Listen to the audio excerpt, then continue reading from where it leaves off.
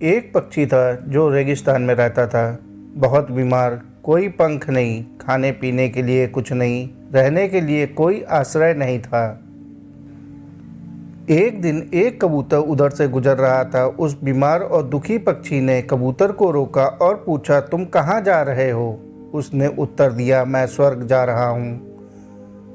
बीमार पक्षी ने कहा, कृपया मेरे लिए पता करें, मेरी पीड़ा कब तक समाप्त हो जाएगी? कबूतर ने कहा, निश्चित ही मैं पता करूंगा। कबूतर ने इतना कहकर बीमार पक्षी से विदा ली। कबूतर स्वर्ग पहुंचा और प्रवेश द्वार पर देवदूत को बीमार पक्षी का संदेश दिया। देवदूत ने कहा, पक्षी के जीवन में अगले 7 वर्ष तक इसी तरह कष्ट लिखा हुआ है, उसे ऐसे ही 7 वर्ष तक कष्ट भोगना पड़ेगा, तब तक उसके जीवन में कोई खुशी नहीं है। कबूतर ने कहा, जब बीमार पक्षी यह सुनेगा तब वो निराश हो जाएगा, क्या आप इसके लिए कोई उपाय नहीं बता सकते हैं? देवदूत ने उत्तर दिया, उससे कहो कि इस वाक्य को हमेशा बोलता रहे,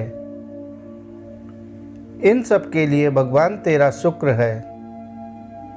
वापसी पर जब वह बीमार पक्षी कबूतर से फिर मिला, कबूतर ने उस स्वर्गदूत का संदेश दिया।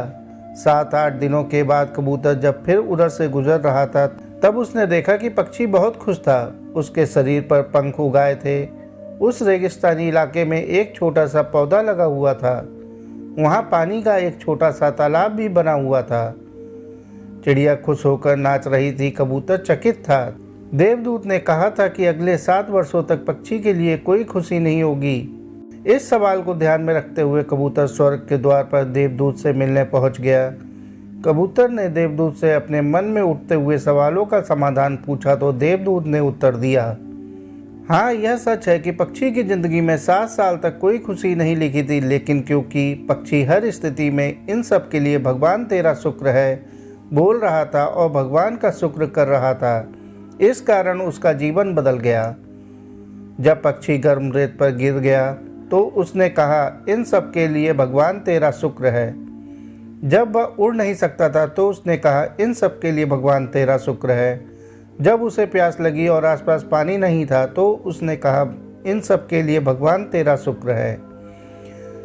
जो भी स्थिति हो, पक्षी दोहराता रहा, इन सब के लिए भगवान तेरा शुक्र है, और इसलिए 7 साल 7 दिनों में समाप्त हो गए।